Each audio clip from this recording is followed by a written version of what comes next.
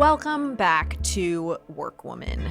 Today is the day where I just open up this brain of mine to you and share the types of things that I think most people don't really share when they're in the position that I'm in. And what I mean by that is I have parents who love me. I was just talking about, actually Will was just talking about, my mother is like the sweetest human being on this planet. And she reached out to many of the team members that Brandon and I work with and asked for their mailing addresses so that she could mail them Christmas cards that include photos of her dogs. Like, she's just like so sweet, never wants to hear me cuss. Mom, I'm sorry, but this is just who I am.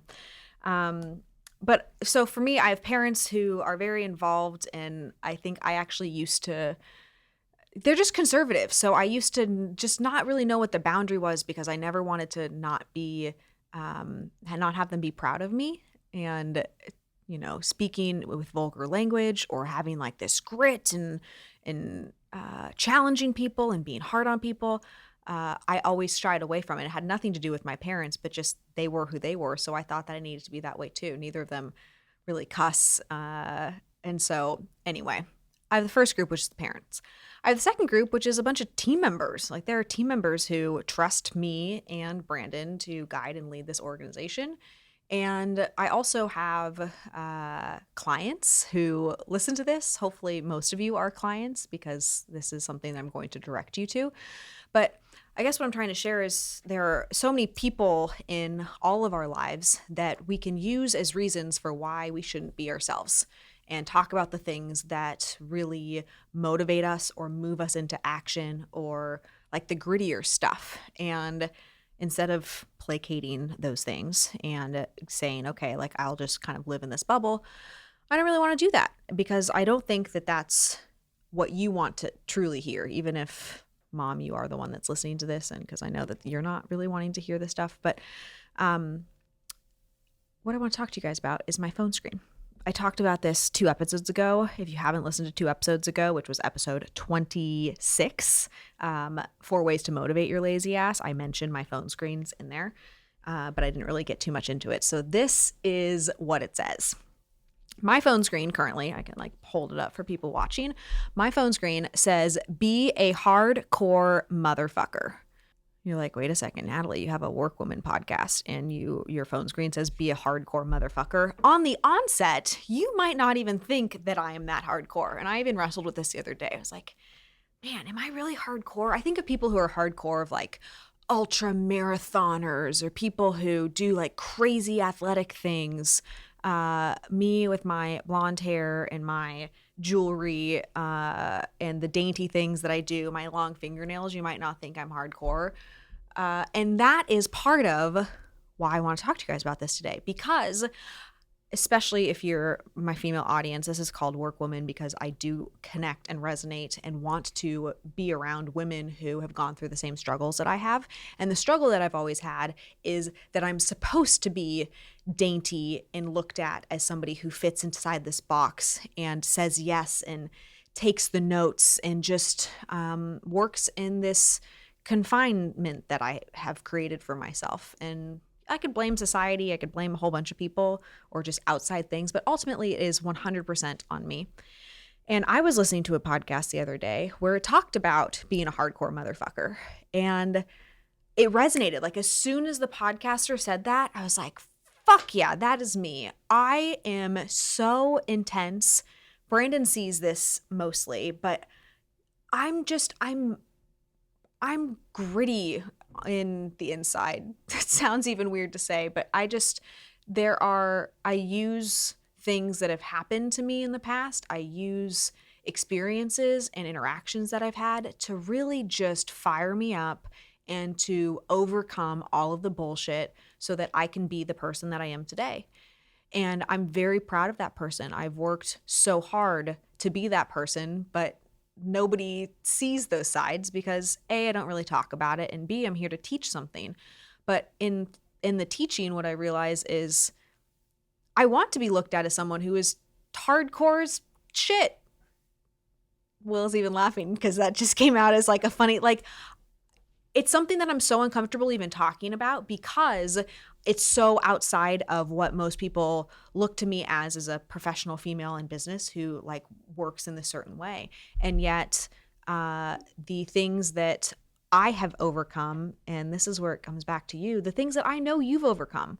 I am certain that there are people who are not rooting for you, who are not in your camp, who would just revel in taking you down, or most importantly, having you quit and just give up and be normal.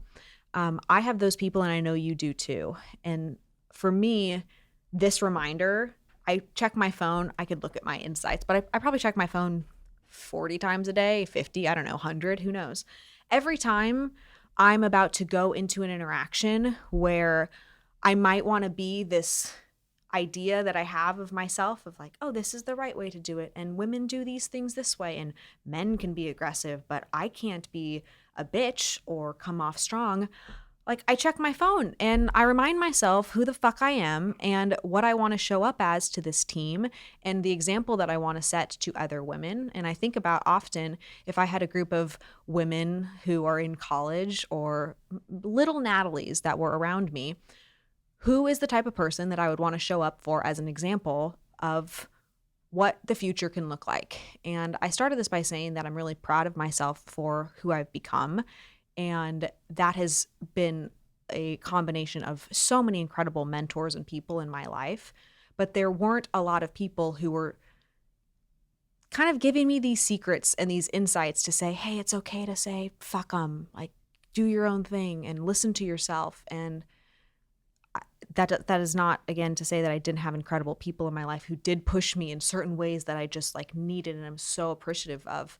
But if I can be this person to even one young woman or old woman who has just felt stuck in confinement and trapped in certain ways, but that also resonates with everything that I'm saying, it's just like, yeah, we can do this. I want to be that person because I would have loved to be able to have that person myself. And if you don't have something yourself, then the natural thing to do is to become that and to start talking about it and sharing that. So the first one is be a hardcore motherfucker, which is just such a great reminder for me every single day. It like just triggers this thing that I love and that has made me become more of what I want to become, because I think all of us have this idea of what we could be and this like this 10-year picture. I talk about this a lot. There's this 10-year picture, but then you work back to, okay, what am I today? And where are those small moments that reduce my confidence and my ability to get there? And so doing things that don't reduce your confidence, that actually increase your confidence, ultimately gets you to where you want to go. So that's the first thing. The second is on my phone screen, like on the apps page, it says, you can't really see. It says, are you really going for it? So on the front end, I open up my phone. It says, be a hardcore motherfucker. And then on the second thing, it says, are you really going for it? Meaning, okay, if I'm going to talk this big talk, if on the front of my phone screen, I'm going to make such a statement as be a hardcore motherfucker, the next question that I have to ask myself, it's not just like me like puffing my chest up and trying to be bigger than who I am. It's that, and okay, what do I really need to do to live into that? Like, am I really doing these things? And it's like the humbling gut check. I move from be this person because you have this in you and you are this and it is okay. Mostly saying to myself, like, it is okay to have this and to use this. But then on the other hand, okay, am I really doing this? And am I doing it in the right way? If I'm really going for this, what is the real impact that I'm trying to make? Am I just being a bitch to be a bitch? Because quite honestly, I think everybody has experienced somebody that's just like rude and mean. That's never my intention. My intention in going for it is to make change and to get a result that I'm looking for. And I know that I'm a good person, so I know that that result is intrinsic to good values and an ultimate result that's important to me. So this juxtaposition of be this thing, but are you really doing this for the right reasons? And are you really sticking true to what the thing is? Motivates the life out of me. It's so motivating to me. It's something that has changed. And I use my phone as a way to inspire the change for the things that I'm looking for. If it's a big dream, if it's who I need to be in present moments because I'm having a hard time. And so with that, If this is not you and you're already like, I don't deal with these issues of like being confined, then send this to somebody who might. Send this to somebody who might, because you don't feel stuck. And that is a beautiful thing. I hope one day I don't feel as stuck as I used to, but I think I still sometimes feel a little stuck, like I should be a certain way.